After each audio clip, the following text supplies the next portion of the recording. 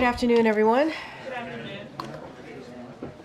So I just have just something really quick at the top. Is the mics are always funky. Is it funky? No? Oh, okay. Let's get going. With all seriousness, though, it was obviously a very busy weekend at the White House. The president spent hours in the Situation Room closely monitoring the latest developments in the Middle East with his national security team. He was engaged in extensive diplomacy, speaking with Israeli Prime Minister on Saturday night and convening a call with G7 leaders on Sunday morning. The president also organized a joint statement with the G7 that strongly condemned Iran's brazen and unprecedented attack. Today, the president received an updated briefing from his national security team, and as you all know, met with the leaders of Iraq and will meet with the leaders of the Czech Republic later this afternoon. With that, we have my NSC colleague, Admiral John Kirby, who's here to do a much deeper dive and also take your questions on the Middle East.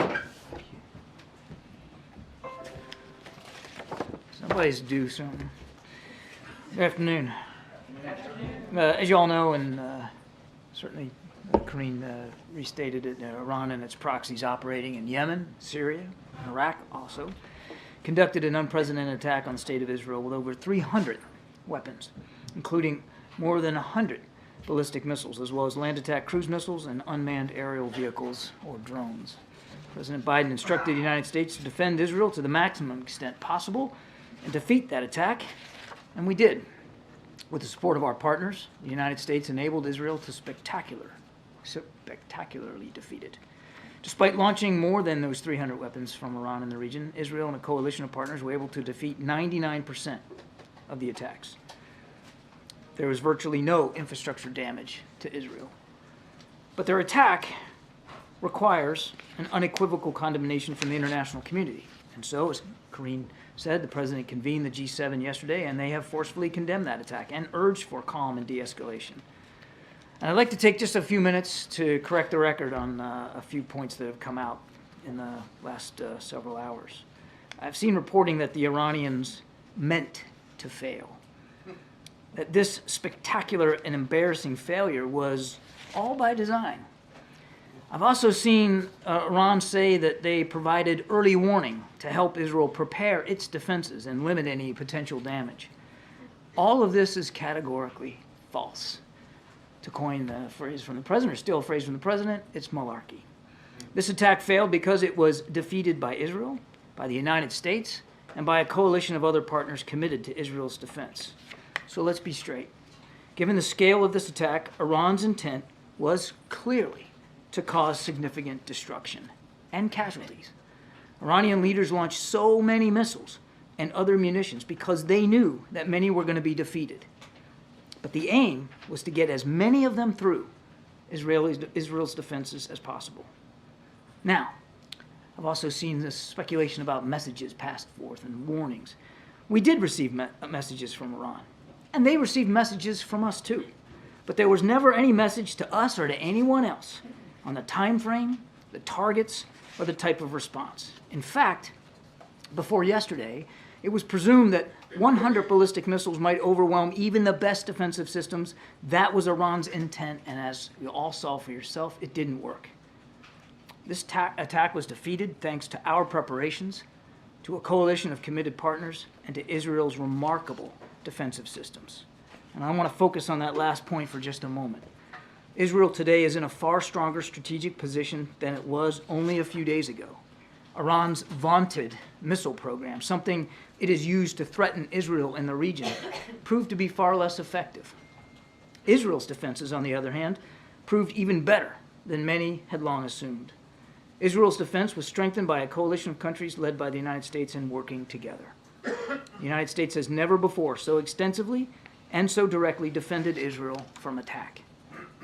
To ensure that that continues to be the case, the House of Representatives must urgently pass the National Security Supplemental, which has already passed the Senate with overwhelming bipartisan support. That supplemental includes funding that the president requested for the Iron Dome and David Sling systems, systems that saved countless lives this weekend and have saved many lives from Hamas and from Hezbollah rockets over the past 6 months. Passing that bill is the fastest and surest way to get Israel the aid it needs. And we must act urgently to replenish Israel's air defenses, just as Congress must act urgently to replenish Ukraine's air defenses, which also continue to be attacked every single day with the same Iranian-made drones. Now, finally, much of the world today is standing with Israel. When the president spoke to the G7 leaders yesterday, they were unified in their condemnation of Iran and their determination to hold Iran accountable. At the president's direction, our teams are now following up with G7 capitals on new multilateral sanctions to target Iran's missile and other nefarious programs. G7 countries that had yet to designate the IRGC a terrorist organization are now considering doing so. And going forward, we will be working to further isolate Iran internationally and increase economic and other forms of pressure. So that's the upshot here. A stronger Israel, a weaker Iran, a more unified alliance of partners. That was not Iran's intent when it launched this attack on Saturday night, not even close. And again, they failed. They failed utterly. Now, as you also know, President Biden is welcoming both the Iraqi Prime Minister and the Prime Minister Peter Fiala of the Czech Republic to the White House. President and Prime Minister al-Sudani from Iraq will discuss the U.S. and Iraq's shared vision for our broad, multifaceted relationship. During the meeting, these leaders will reaffirm their commitment to advancing regional stability, to expanding opportunities for Iraq's people, and reinforcing Iraq's sovereignty, security, and stability. The Iraqi Prime Minister will be here for almost a week. And in that time, he will meet a range of administration officials, including both Secretary Blinken at the State Department and Secretary Austin at the Defense Department. He will have opportunities to share his priorities and vision for Iraq with a variety of audiences here in Washington and in other parts of the United States. Now, of course, the President will be taking the opportunity to discuss how we will continue to work with Prime Minister Sudani to diffuse regional tensions and to prevent Iraq from being drawn into conflict. Iraq, the President firmly believes, is central to the region's stability. And then later, as Karine previewed, he'll have a chance to meet with Prime Minister Fiala to celebrate the 25th anniversary of the Czech Republic as a NATO ally. Over the past 25 years, our alliance has grown stronger, and the relationship between our two countries have grown even closer as we've deepened defense cooperation, including through the Czech Republic's purchase of 24 F-35 fighters earlier this year.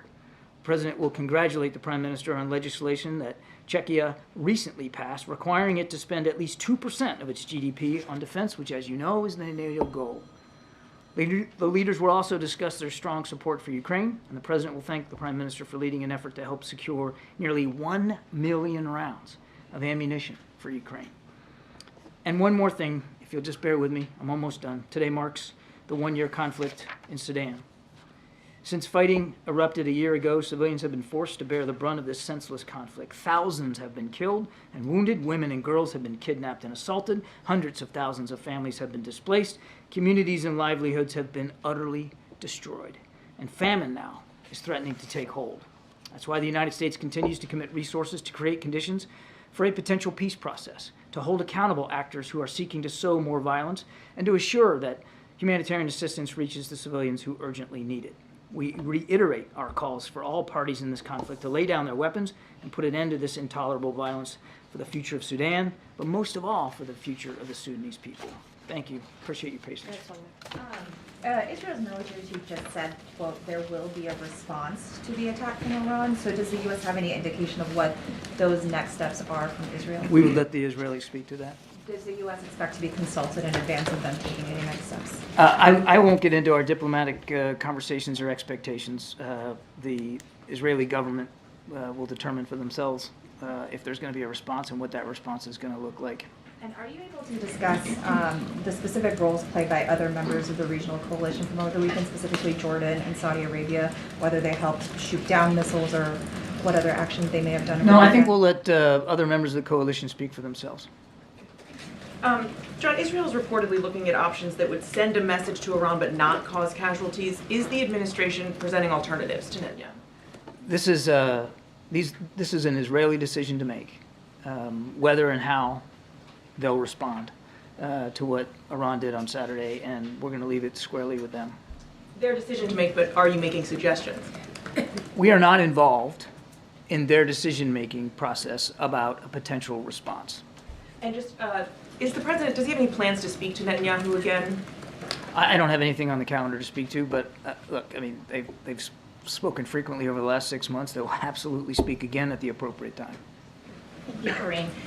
John, just one day before the attack, President Biden issued a warning to Iran, don't, and now the U.S. is not taking any part in an Israeli reprisal. So does that signal to Iran that it can defy the U.S. without facing any consequences? I don't know, man. If I'm sitting in Tehran and I'm taking a look at what just happened on Saturday night, I don't think I'd be betting that the United States is not willing to get engaged here and help defend Israel. I mean, you had American fighter pilots in the air, in combat operations, shooting down drones and missiles that were heading towards Israel, as well as U.S. Navy destroyers at sea, knocking them down from there. So the message should be very clear to anybody. When the president says we're going to take our commitments to the region seriously, when we're going to help Israel defend itself, we got skin in the game and we proved that. I understand what you're saying about deterrence, but what about consequences? As I just said, and Karine also led in, he had a conversation with G7 leaders. He'll be engaging with other allies and partners. We have seen swift condemnations about what Iran did from the international community, and we're going to be working with international partners to work up options to hold Iran appropriately accountable. And then just on the logistics of this, with roughly 300 drones and missiles shot down, can you talk about how you will assess the debris fields and the shrapnel and how much that impacted people on the ground? We're not going to be doing any kind of an assessment of the impact on the ground. The Israeli Defense Forces and Israeli officials have already been out and about looking at the impact on the ground. There were very few missiles that got through, and the only damage that was done, it was very minor damage to one airbase in Israel that did not even put that airbase out of commission. The Israelis have already spoken to this. I believe they've already released imagery of some of the things they found on the ground. Sadly, a young girl, an innocent civilian, less than 10 years old, was severely wounded. That was the only casualty that we're aware of. Thank you, John. Thank you. John, a couple of questions on Iran and then on Iraq on the Prime Minister visit. You just said that the White House were not informed of the timing of the Iranian attack on Israel. But the President told us that the attack is going to be sooner than later, and almost a day after the attack happened. So just can you explain this one? I never said we didn't have an idea. I never said we didn't have information that we could act on and speak to our Israeli counterparts about. What I said was, Iran never delivered a message giving us the time and the targets. No timing. I mean, I want to be clear. This whole narrative out there that Iran passed us a message with what they were going to do is ridiculous. Do you believe that Iranian nuclear sites is a legitimate target? I'm not going to get into targeting discussions here from the podium. Let me ask you about the Prime Minister.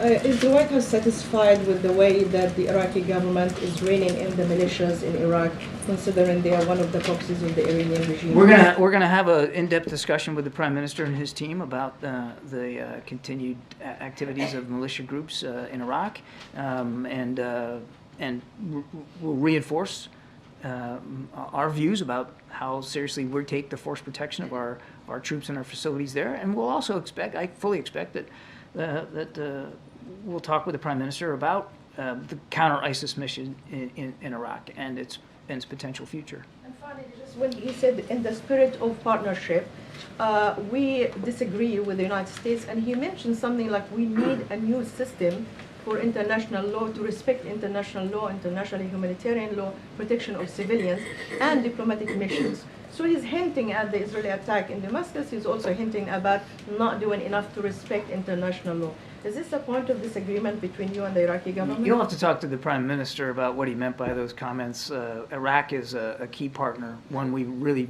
value. We wouldn't be having this meeting today. He wouldn't be having meetings this week if it wasn't an important relationship. As I said, the President believes that Iraq is critical to regional stability. Thanks, Karine. Thanks, Admiral. You said just now that Iran's attack was a spectacular and embarrassing failure. Does the President believe that Israel should now take this as a win and show restraint? I know where the context of the question's coming in.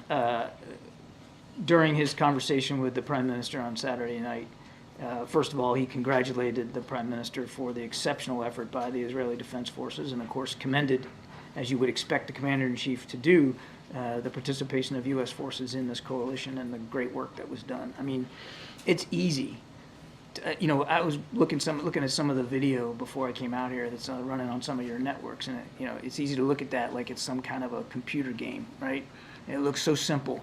Things getting knocked out of the sky. Let me tell you something, it's not simple. It's hard. And a lot of planning and preparation had to go into that, a lot of coordination.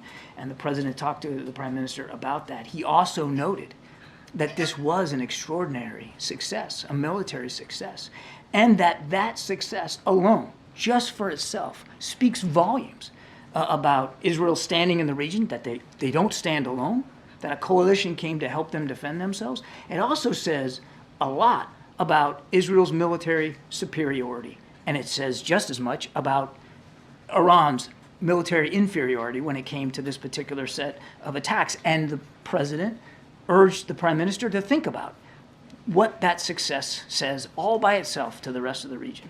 In terms of thinking about, but think about restraint, about, that maybe this should not go further, that further. All I'll say is the President, from the beginning of this conflict on October 7th, has been steadfast and consistent. We don't want to see a war with Iran.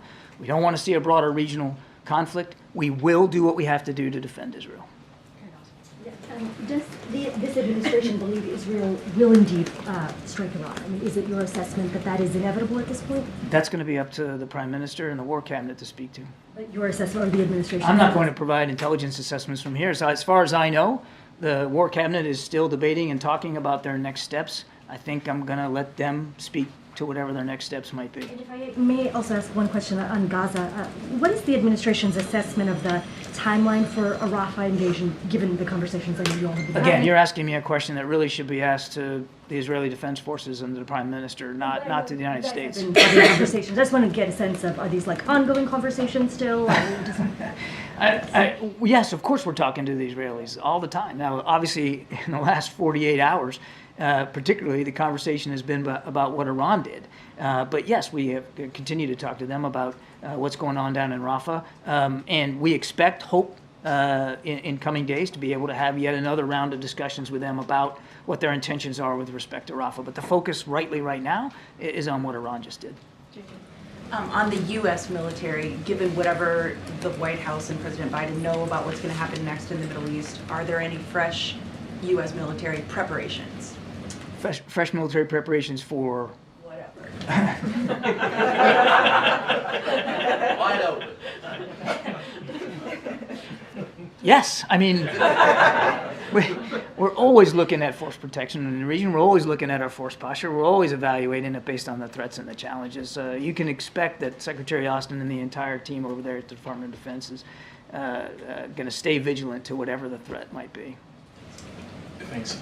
You said a moment ago that it's ridiculous, this narrative that Iran provided some advance notice about specifics here, but where we're hearing that from, specifically is U.S. ally Turkey, U.S. partner Iraq. That's where that information is coming from. So what is the discrepancy exactly that's happening there? I can't possibly answer that question, Trevor. All I'm telling you is it's nonsense. I mean, think about this for a minute. Can you imagine a world in which Iran would pick up the phone and say, hey, we're about to try to schwack Israel with 300 cruise missiles and drones. We just wanted to let you know it's coming. And oh, by the way, here's what we're going to hit. I'm sorry. It just didn't happen. I can't account for what sources might be telling y'all about what they heard. I'm telling you what we heard. And while we did get a message from Iran, and we passed messages to Iran as well, which I won't get into the details of, none of it was, here's the targets, here's the time frame, here's the munitions we're going to put on target. And on that subject of communications with Iran generally, you've said without preconditions you're willing to sit down with North Korea. Does the same apply to Iran and to reopening some diplomatic discussions with them? No. And do you want to elaborate on why that is? Okay. As far as sanctions in response to Iran, Iranian oil production is now higher than it was 2 years ago. Is there a reason that you aren't taking more steps against Iranian oil exports, and does it have to do with domestic political pressures around gas prices? I don't have any, as you know, we don't preview sanctions, and I'm not going to start doing that today, except to note what I said in my opening statement, that part of the discussion with the G7 leaders was the possibility of additional sanctions on Iran,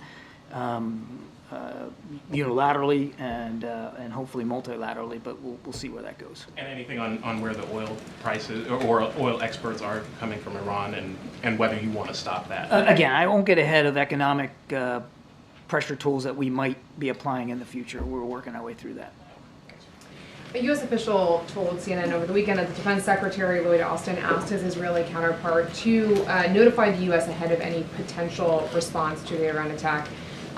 Is there confidence that Israel will provide that advance notification to the U.S.? I'll just tell you that we are and will remain in very close contact with our Israeli counterparts. So do you expect to get an advance notification? We will stay in close contact with our Israeli counterparts. On the hostage talks, Hamas rejected the latest proposal. The U.S. has said that Hamas has rejected the deal.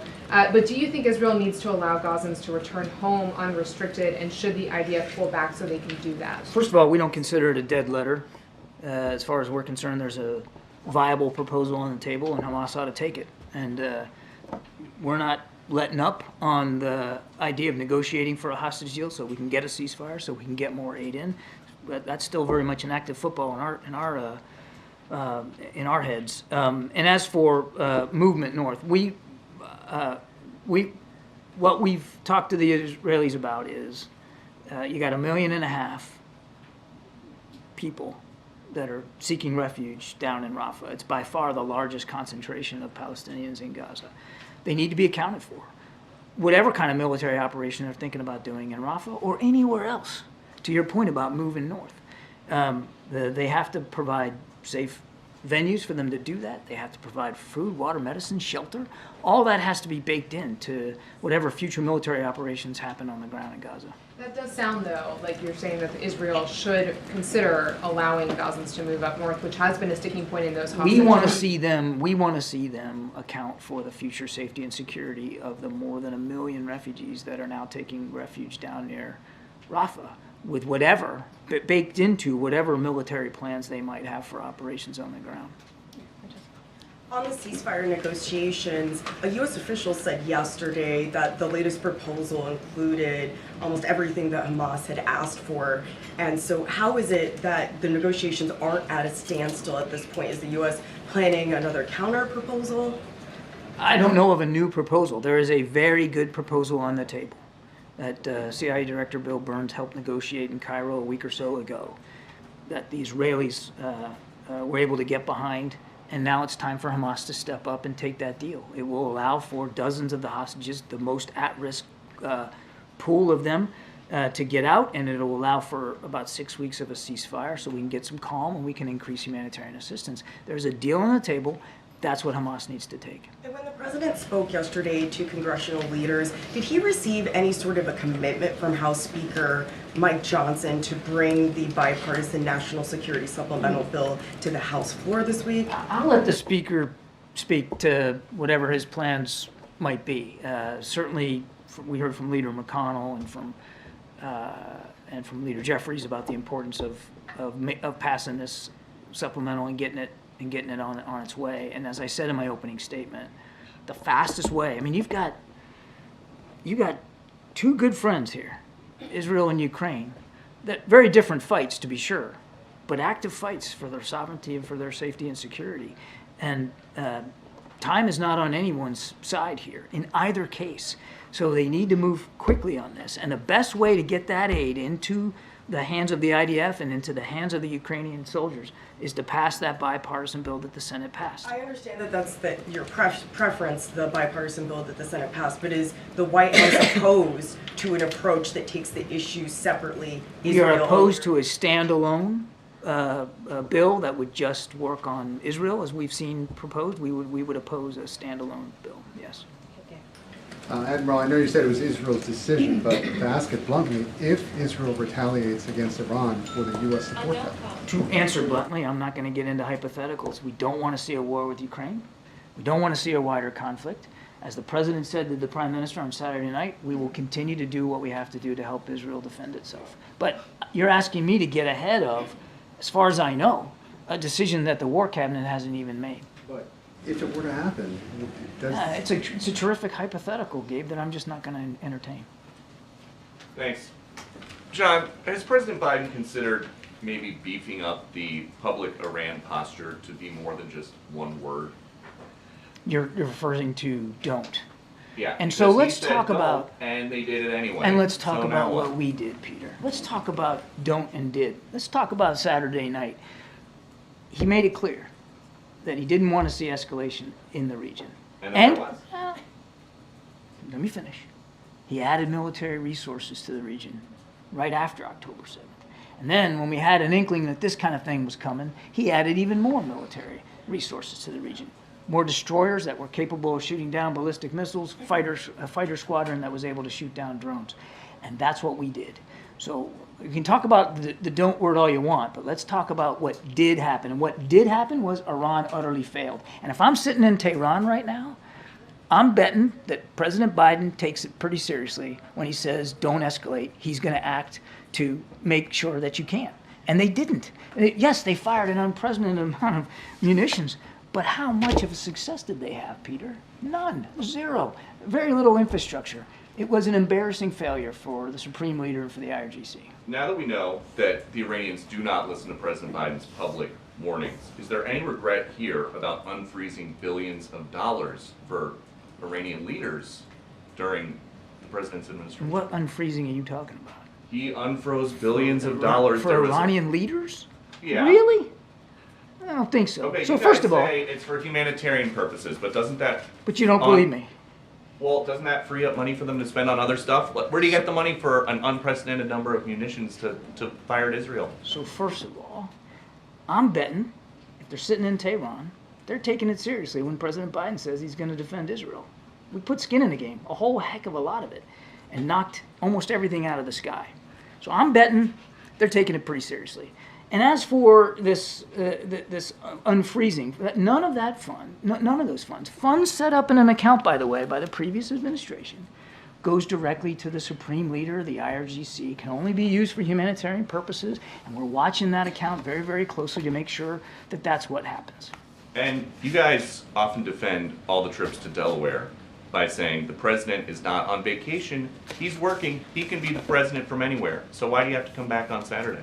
Well, we got indications shortly after arriving. We got better, firmer intelligence and information about the specific timing of what we expected to be this Iranian attack, and the president didn't bat an eye before getting back on that helicopter and coming back. And he was here all Saturday night in the Situation Room from mid-afternoon till late at night, getting real-time updates from General Kurilla and from his defense team all throughout the night, including calling Prime Minister Netanyahu right from the Situation Room. And as Karine mentioned, on Sunday, he was right back at it again, working the G7, calling King Abdullah. I don't know what else to tell you. He had a very busy, full weekend. John, on Iran, what is the current thinking on whether Iran's Revolutionary Guard should be designated as a terrorist organization? We already have.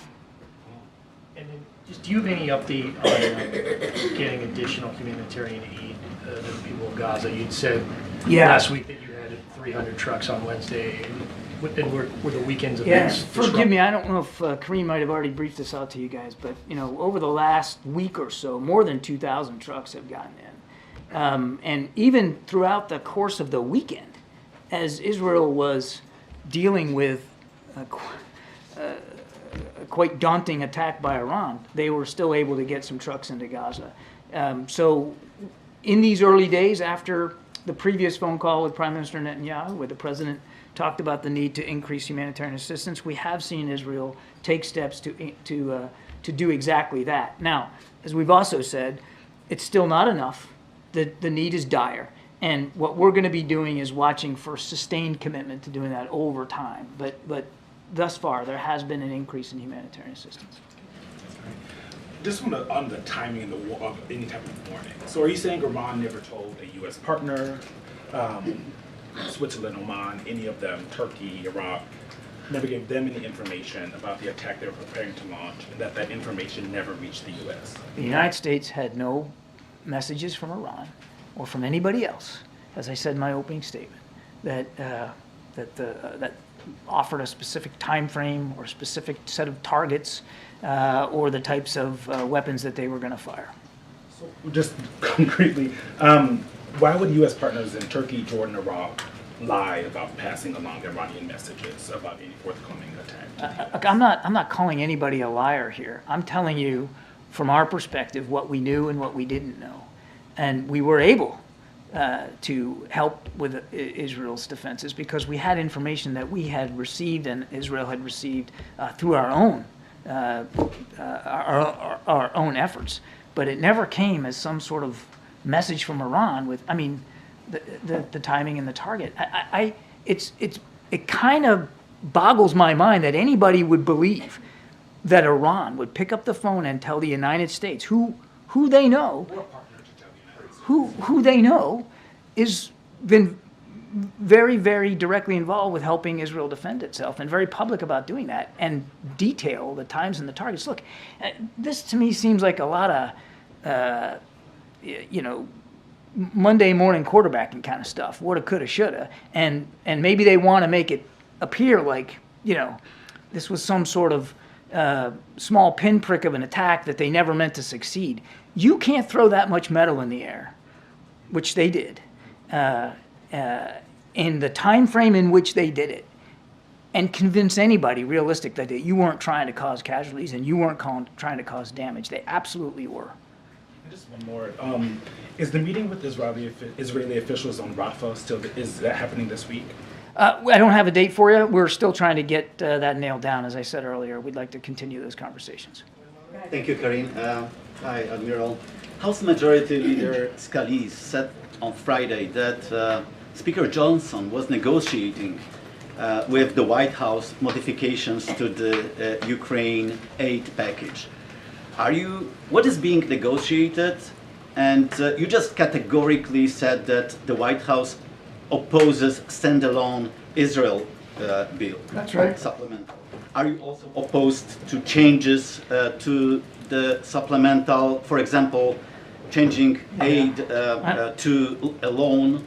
I know it would make your jobs a lot easier if I negotiated this thing up here in public, No, but I'm not going to do that. You're right, the president did have an opportunity to speak with Speaker Johnson and other congressional leaders, including McConnell and Jeffries, and he made it clear that the best and the fastest way to stand by our allies and partners is for the House of Representatives to take up the bipartisan bill that the Senate passed.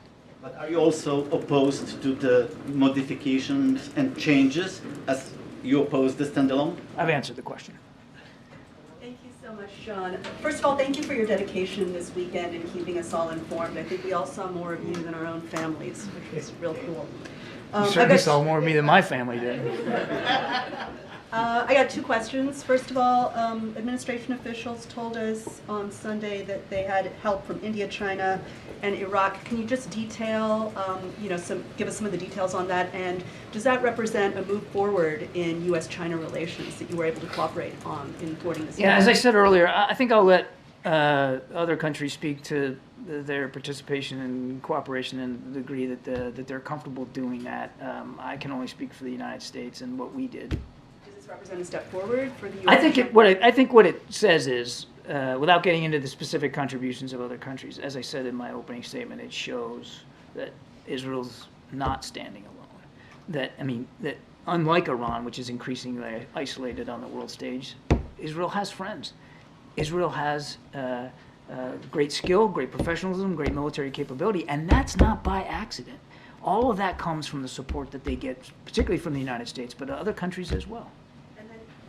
If the U.S. can and allies can help shoot down Iranian drones over Israel, why can't they do the same over Ukraine? Yeah, I knew this question was coming too. Look, different conflicts, different airspace, different threat picture. And the president has been clear since the beginning of the conflict in Ukraine. The United States is not going to be involved in that conflict in a combat role, and we haven't. We have been providing Ukraine the tools that they need to help defend their airspace. And unfortunately, we can't do that right now because we don't have that national security supplemental funding that they so desperately need. The Syrian Christians are the indigenous people of Iraq, and before liberation, about 2.5 million, and they're down to nearly 200,000. And just last month, the Iraqi Supreme Court removed all of their, we had 5 seats in the Kurdish parliament for many decades, and those were removed. Has that come up in any of the discussions? I'll take the question. Thank you, Karine, and thank you, John, for all you did over the weekend. I have 2 questions. First, you mentioned the shipping of aid to Gaza from Israel. Do we have a U.S. consular official at the border who is confirming that the aid actually gets there? I'm not aware of a consular presence at the border, but we're in, as I said, constant touch with our Israeli counterparts. We also have David Satterfield, who is the president's special envoy, for that exact purpose. And I mean, he's like Waldo. I mean, he's all over the place, constantly up and down. I mean, making sure that that stuff is getting in and keeping the president and the whole team fully informed. My other question is that given the recent developments with Iran, is the U.S. going to step up its contacts with the opposition to the current regime in Tehran? And I mean specifically exile groups in the United States, plus on the ground, the Baluchi, Azeri, the Kurds, and the Sunni who are in opposition to the regime. I don't know of any such efforts in the wake of the attacks. All right, couple more, way in the back. Thank you, John. Why is the U.S. not going to participate in a counteroffensive? Again, I think I've answered this question. The president had a good chat with the prime minister. We talked about the incredible success that we and they achieved on Saturday night, and the message that success sends not only to the region but also to Iran as well. And as I've also said, as the president has certainly said, we're not looking for a war with Iran. We're not looking to broaden and deepen this conflict in the region. How exactly is he trying to de-escalate this situation? Everything the president's been doing since the 7th of October has been designed to try to de-escalate and to try to keep the conflict from widening and deepening. And that includes the moves that he made in the last 10, 12 days to add resources to the region so that we could help Israel better defend itself. And my goodness, it all paid off. I mean, instead of having 100 ballistic missiles land inside of Israel and cause untold damage to infrastructure and to human lives, none of that occurred. And the reason none of it occurred was because the president was ahead of the problem set. Brian. Thanks, Karine. John, just a couple of follow-ups. The coalition that put together limiting Iran's development of nuclear weapons, is that still solid in face of what's going on? As the president has said, we'd love nothing better than to be able to solve Iranian nuclear weapons progress through diplomacy. Unfortunately, that's not an option right now because the Iranians, well before any of this, just weren't negotiating in good faith. None of the diplomatic efforts were paying off. And so that effort kind of fell moribund as we look for other ways to increase pressure on Iran. The president has also said that while he would prefer to deal with this threat diplomatically, he also will make sure that he's got options and choices available to him to ensure that Iran never achieves a nuclear weapons capability. But the countries that were backing that coalition still a member? They're all China, Russia. I mean, you're talking about a process that's just moribund right now, Brian. I mean, The other follow-up, the container ship. There have been rumors. Is there the container ship that was seized by Iran, was there anything of a sensitive nature on it? Do we know what was on it? I think I'd refer you to the Pentagon on that. I don't have an update on the cargo. I want to thank you for using the word schwack and of course, where's Waldo? I'm going to hear about that one from my wife. But at the end, you understand the reason why the question about advanced knowledge, because the president did come back early, and I think you spoke I never said we didn't have an advanced sense of what I said was we didn't get that sense from the Iranians sending us a telegram. Right, but as Peter asked, I believe we were told not specifics, but that something was going to occur. No, it's not about being told. I think you all understand. We have lots of tools and vehicles through intelligence and other information methods to glean a picture of what an adversary may or may not do. Now, sometimes it's right, sometimes it's not 100% right. We had a good sense of what Iran was planning to do, and we achieved that level of situational awareness on our own and working with our Israeli counterparts. The notion, the idea that Iran sent us an email or picked up the phone and told us what they were planning to do is just ludicrous. It didn't happen. I don't know how else to be more clear about it. Thank you, John, and happy tax day. 240 here. There's been reporting that... She's right. Is that right? Yeah, right. Okay. So there's been reporting that the president suggested to the prime minister that Israel take the win and not go further with an offensive response. I have colleagues who are reporting that Israel is very much in the process of planning an offensive response to these this weekend's attacks. Given the political situation in Israel, Prime Minister Netanyahu's coalition, some of which is a bit extreme, and his own situation, does the president have faith that the prime minister will not escalate this situation out of his own political interests as opposed to genuine Israeli security interests? And then I have an unrelated one. I'm not going to be able to get into Prime Minister Netanyahu's psychology or his political calculations or what going into his decision-making process. What I would tell you is that the president and the prime minister speak frequently, certainly as appropriate, and the president has been consistent publicly and privately that he doesn't want to see the war between Israel and Hamas escalate any more than it already has, and he doesn't want to see a broader regional conflict, and he's certainly not looking for a war with Iran, and I am confident that the prime minister is aware of the president's concerns. Okay. And on Gaza, this morning you said that Israel has been doing the things the president asked them to do, but we really need to see it sustained over time. And you want to know how long is that time? No, sir. Okay.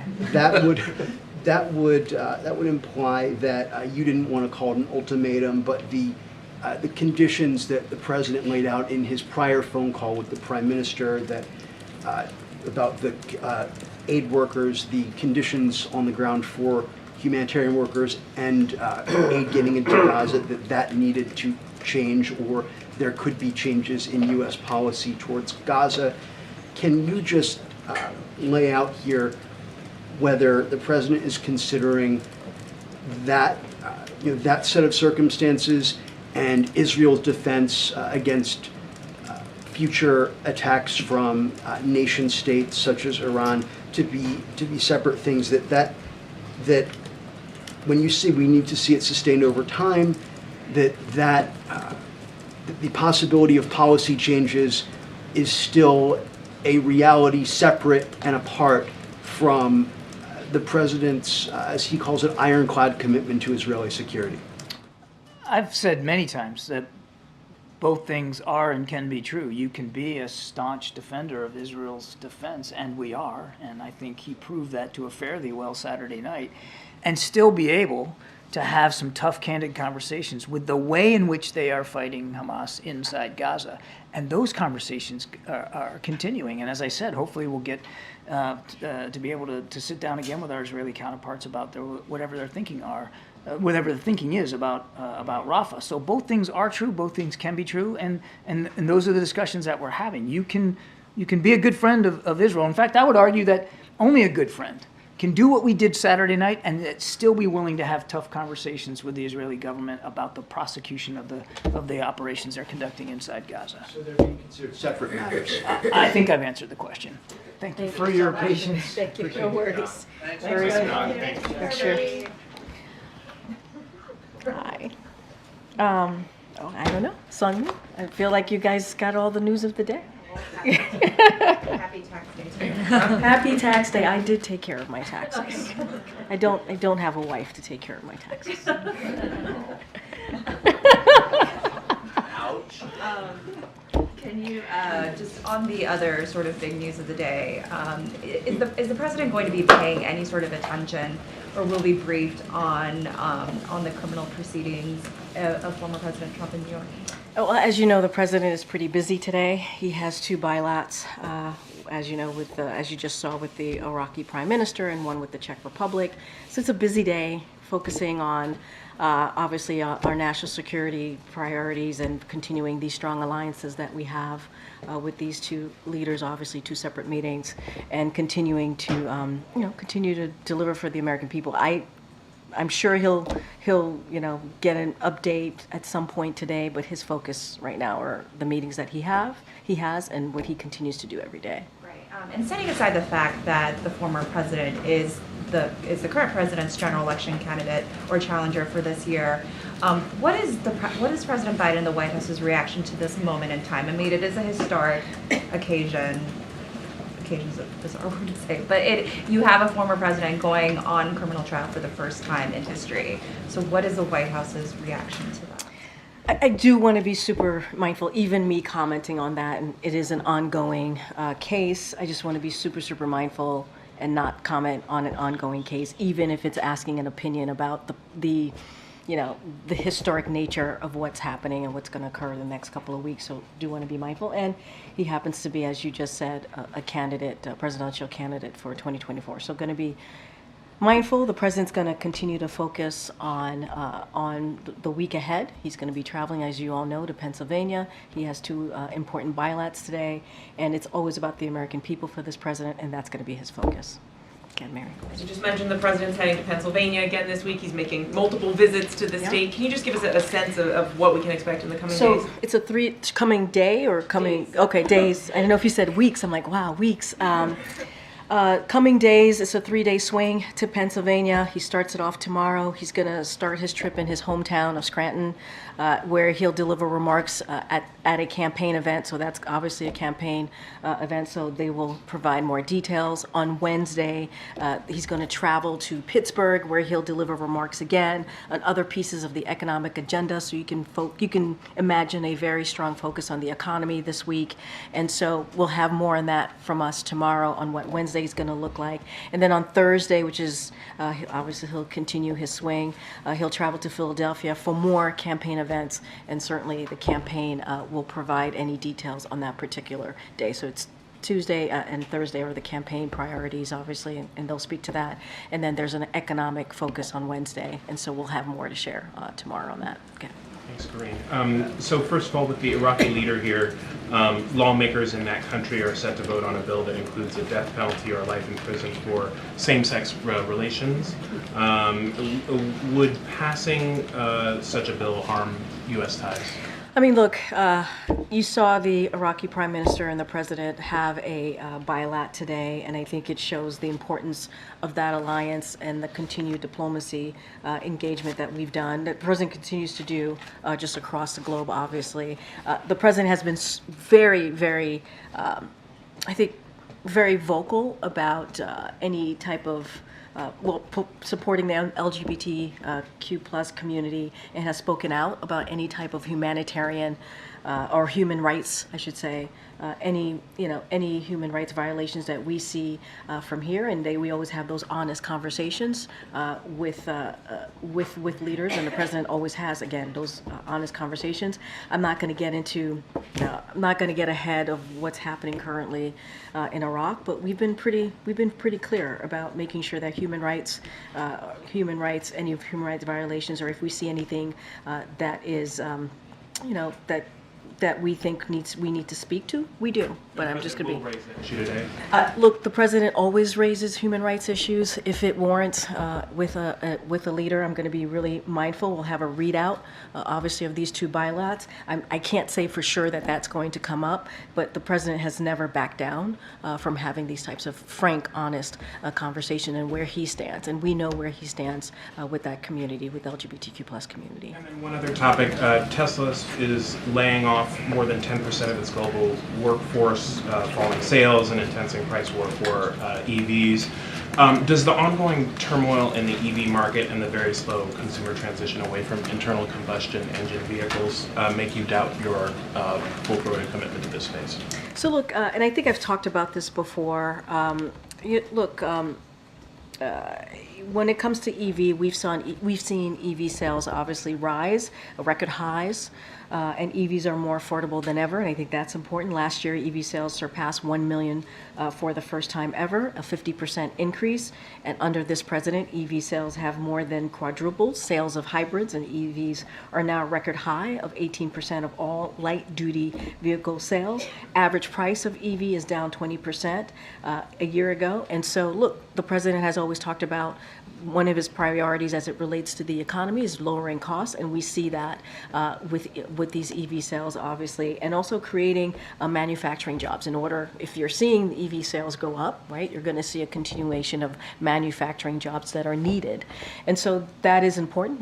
We believe it's going to create jobs. I can't speak to Tesla's decision; they are a private, obviously private company, but we believe what we're trying to do, what we've been trying to do in the last couple of years, whether it's manufacturing, whether it's dealing with the climate crisis by making sure EVs are available and creating EVs, more EVs, and lowering those costs is working. And so that's what's going to be the president's priority.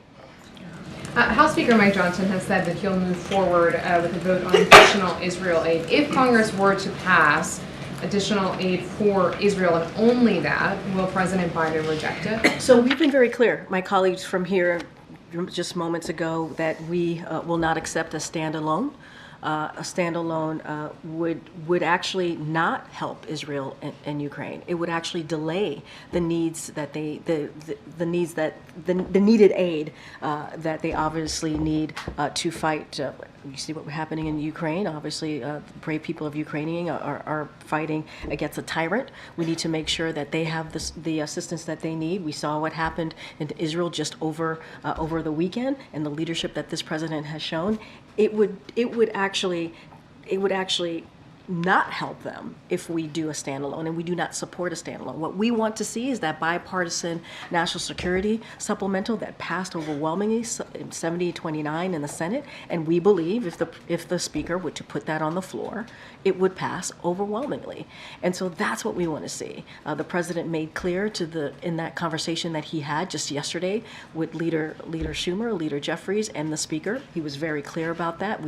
The speaker needs to move forward on the national security supplemental, which we believe would get a bipartisan, overwhelming bipartisan support. That's what we want. That's what we have to see. A standalone, we do not support. Did the president think that conversation moved the needle at all? I mean, this supplemental has been at a standstill in Congress. So in that conversation with House Speaker Mike Johnson, did he receive any sort of commitment that these two would move together? I mean, look, you heard from Leader Schumer, you heard from Leader Jeffries. They called on the speaker to move forward. We saw what happened over the weekend. We see what happens every day in Ukraine, every day. And if they want to move quickly, if they want to do this in an easy way, if the speaker wants to do this the easiest way possible, the fastest way possible, there is a national security supplemental that is waiting, that is ready to be put on the floor. We know it would get bipartisan support. We know this. We've heard from Republicans. We know where Democrats stand, and so they have to put this on they got to put this on the floor. The speaker has to move quickly. On another topic, the Baltimore bridge crash is now under federal criminal investigation. Has the president been briefed on that, and has he been in touch with anyone in the Maryland delegation? So what I'll say is the president is regularly updated on what's happening in Baltimore. Obviously, the port, moving forward with that is really important, getting the bridge back up. As you know, the Department of Transportation in the early days announced $60 million to help in that effort. We're going to continue to talk with the Maryland delegation on what they need and how much this is going to cost to get that going. But the president does get regularly updated. There's investigation happening, as you just stated. I'm not going to get in, I'm not going to comment to that. I'm going to let that independent investigation move forward. Okay. Thank you, Karine. Earlier this month, did President Biden tell Xi Jinping to stop supporting Russia's assault on Ukraine? Look, I'm not going to get into diplomatic conversations. We had a readout of that call that he had about 10 days ago with President Xi. It was an important call. It was a continuation of their summit that they had in San Francisco a couple of months ago. And so I'm just not going to get ahead of or go into details about private conversation. I think the president and we have been very clear. Okay, so the U.S. has announced some sanctions and an executive order to address the support that China has given Russia in those months between the summit and now, but also said we are prepared to take further steps. So is the administration going to do more to deter Beijing? So look, you know, the president is certainly he's going to continue to underscore the concerns, right, that he has to China, while also reiterating our readiness to conduct diplomacy with North Korea, right? That's a part of this too, and our determination to take steps to deter further provocations by the DPRK, obviously, and also, you know.